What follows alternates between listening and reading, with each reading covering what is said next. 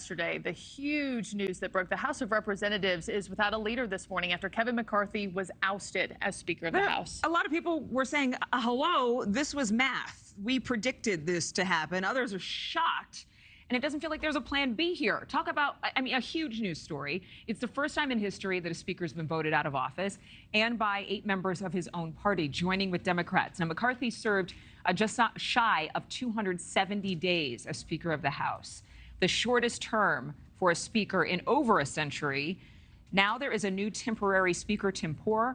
A new speaker will need to be voted in so that they can conduct business on the House floor, pass legislation. And there are a lot of questions this morning as to who that next speaker will be. Tom Dempsey is live in Washington. Tom, I mean, really, this would, I think, be the biggest news coming out of Washington this decade for sure.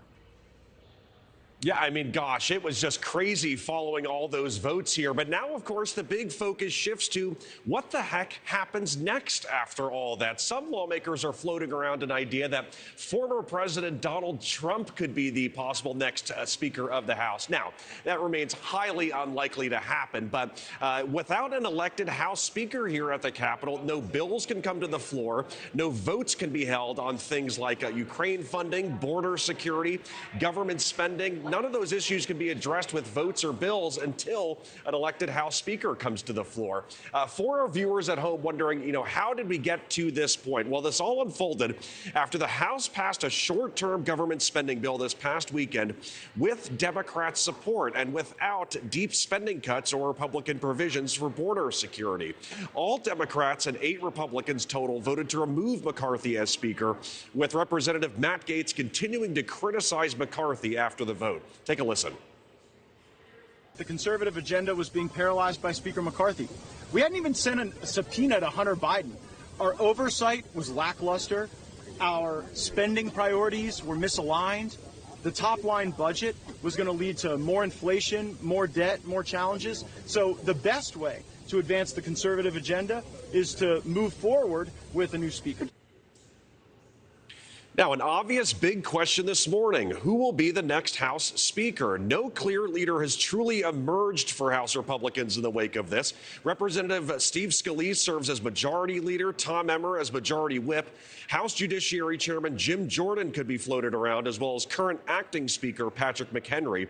One person who has already ruled out running again is Kevin McCarthy. My goals have not changed. My ability to fight is just in a different form. You need 218. Unfortunately, 4% of our conference can join all the Democrats and dictate who can be the Republican Speaker in this House.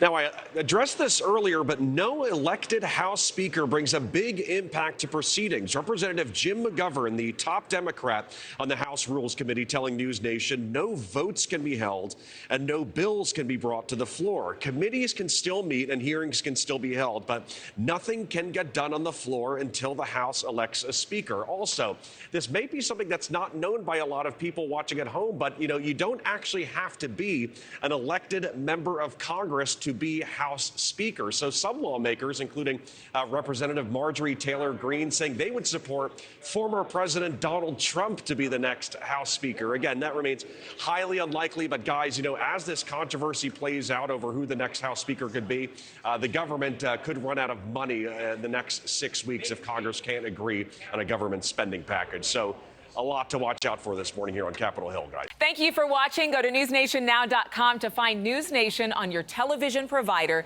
And don't forget to click the red subscribe button below to get more of NewsNation's fact-driven, unbiased coverage.